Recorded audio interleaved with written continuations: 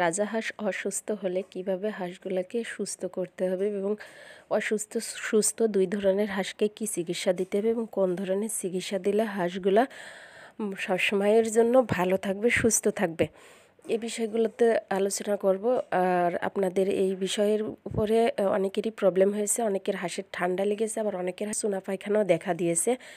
বিভিন্ন ধরনের প্রবলেম কিন্তু দেখা দিয়েছে এবং এই বিষয়গুলো আমার কাছে অনেকেই জানতে চেয়েছেন। আর অনেকে আবার এটাও জানতে চেয়েছেন যে এখনও হাঁসগুলো ডিমে আসেনি, করবোটা কি। তো এই সমস্ত বিষয়গুলোতেই আজ আলোচনা করব। আসসালামু আলাইকুম, কেমন আছেন সবাই? আশা করি আল্লাহ তাআলার অশেষ রহমতে সবাই ভালো আছেন, সুস্থ আছেন। কাছে দূরে, দেশ বা দেশের বাইরে যে যেখানে বসে প্রতিনিয়ত ইউটিউব চ্যানেল এবং ফেসবুক পেজের ভিডিওগুলো দেখে থাকেন তাদের সবাইকে জানাই আন্তরিক শুভেচ্ছা এবং যারা নতুন তাদের জন্য রইল অভিনন্দন। তো আপনারা অনেকেই যে প্রশ্নগুলো করেন, অনেকের প্রশ্নের উত্তর আসলে দিতে পারি রিপ্লাই ভিডিও, আবার অনেকের রিকোয়েস্টের রিপ্লাই ভিডিও দিতে পারি না, কারণ একটা ভিডিও নির্মাণ করতে অনেকটা কষ্ট হয়। আর যার ফলে যে কোনো একটা বিষয়ের উপরে ভিডিও দেওয়াটা আসলে কষ্টকর হয়ে দাঁড়ায়। এর ভেতর থেকে যেগুলো না দিলে নয়, আমি সেগুলোই দেওয়ার চেষ্টা করি। তো পরবর্তীতে আপনাদেরগুলো দেওয়ার চেষ্টা করব। তো যাই হোক, রাজাহাঁস অসুস্থ হওয়ার কিন্তু বেশগুলা লক্ষণ আছে। যেমন সেই লক্ষণগুলা আপনার জ্বর আসতে পারে, ঠান্ডা লাগতে পারে। এখন যেহেতু ঋতু চেঞ্জ হয়েছে, তো ঠান্ডার প্রবলেমটা দেখা দিতে পারে। এছাড়া আপনার চুনা পায়খানা, ঝিম ধরে থাকা, খাবার কম খাওয়া, বিভিন্ন ধরনের প্রবলেমগুলো কিন্তু দেখা দিতে পারে। তো এই প্রবলেমগুলোর থেকে বাঁচতে হলে যাতে এই প্রবলেমগুলো না আসে সেটার সম্পর্কে বলবো, এবং প্রবলেমগুলো যাদের শুরু হয়ে গেছে অলরেডি, অর্থাৎ যাদের হাঁস অসুস্থ হয়ে গেছে তাদের জন্য বলবো। আর যাদের অসুস্থ হয়নি সেগুলোকে সুস্থ রাখতে কী করণীয় সেটাও জানতে পারবেন আজকের ভিডিওটা দেখলে। তো প্রথমে বলবো যে যাদের হাঁসগুলো আসলে অসুস্থ হয়ে গেছে, তো এক্ষেত্রে আমি বলবো যে আপনারা প্রাথমিক অবস্থাতে আপনারা ডাক্তারের কাছে যাবেন, ওষুধ আনবেন, তারপরে কিন্তু চিকিৎসাটা দিবেন। তো প্রাথমিক অবস্থাতে আপনাদের হাতের কাছে যে ওষুধগুলা থাকে, যেমন মানুষের খাবার যে ওষুধগুলা, এগুলো আপনারা দিতে পারেন।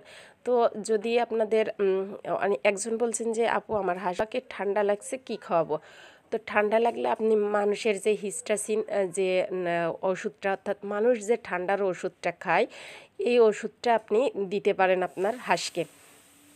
তো যদি বড় হাঁস হয়ে থাকে তাহলে হিস্টাসিন ট্যাবলেট অর্থাৎ বড়ি একটা করে দিবেন। আর যদি ঠান্ডা যদি ছোট বাচ্চা হয়ে থাকে তাহলে সেক্ষেত্রে হিস্টাসিন সিরাপটা দিবেন। আর যখন আপনার হাঁসগুলা এটা ছাড়াও অন্য কোনো সমস্যা, যদি গায়ে জ্বর থাকে, তাহলে সেক্ষেত্রে আপনারা নাপা ট্যাবলেটটা দেওয়ার ব্যবস্থা করবেন।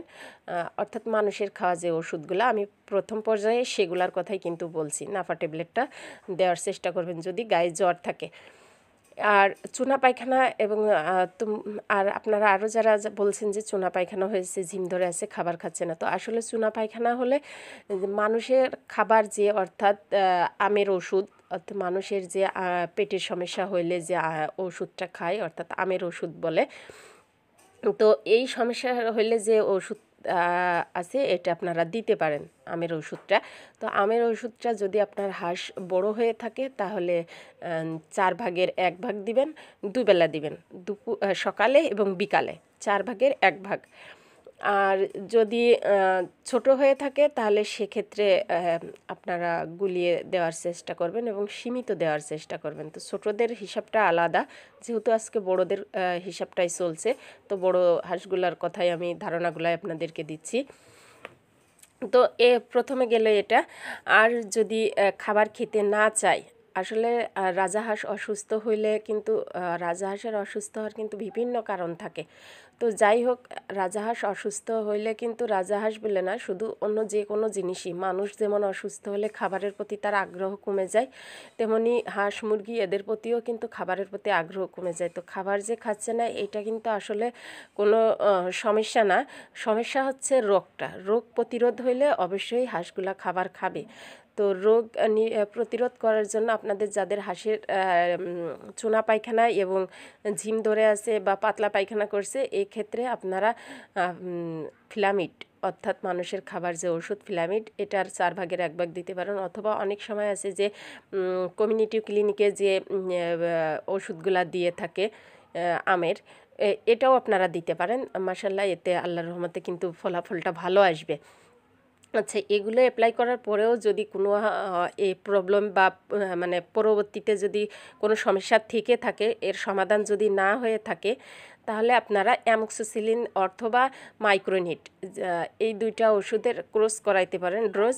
তো আপনার অ্যামোক্সিসিলিন যেটা, এটা কখন দিবেন আমি পরে বলছি। তো অ্যামোক্সিসিলিনও একটা অ্যান্টিবায়োটিক, মাইক্রোনিডও অ্যান্টিবায়োটিক, তবে অ্যামোক্সিসিলিনের কার্যকারিতা একটু কম এবং মাইক্রোনিডের কার্যকারিতা একটু বেশি। তো আপনারা দুইটাই অ্যান্টিবায়োটিক, তবে যাদের বেশি আকারে হয়ে গেছে, এরা মানুষের এই ওষুধগুলা প্রাথমিক অবস্থাতে ওষুধ আনার আগ পর্যন্ত এই ওষুধগুলা চালাতে পারেন, এবং ওষুধ আনার পর আপনারা ফার্মেসি থেকে মাইক্রোনিড পাউডার এটা নিয়ে আসতে পারেন। এবং এই মাইক্রোনিড পাউডারটা আপনারা যে হাঁসগুলা অসুস্থ হয়েছে, এই হাঁসগুলাকে 2 গ্রাম ওষুধ 1 লিটার পানিতে দিবেন, এবং যেগুলা সুস্থ আছে এদেরকে দিবেন 1 গ্রাম ওষুধ 1 লিটার পানিতে। এই কোর্সটা আপনারা 1 থেকে 5 দিন আপনারা এই কোর্সটা করান, আল্লাহর রহমতে সফলতা আসবে। হয়তোবা সুস্থ, হয়তোবা বলতে এই ওষুধগুলা দিলে সুস্থ হয়ে যাবে আল্লাহ তাআলার যদি অশেষ রহমত থাকে। তো আমার খামারেও কিন্তু আপনারা জানেন যে মাঝে ব্যাপক আকারে আমার খামারে কিন্তু যে হাঁসগুলা অসুস্থ হয়েছিল, ভাইরাস লেগেছিল। তো আমি ডে বাই ডে কিন্তু আমি সবসময়ের জন্য প্রাণী সম্পদ অধিদপ্তর থেকে কিন্তু আমার হাঁসগুলার আমি চিকিৎসা দিয়ে থাকি, শুধু হাঁস না, গরু, ছাগল, মুরগি সব কিছুরই।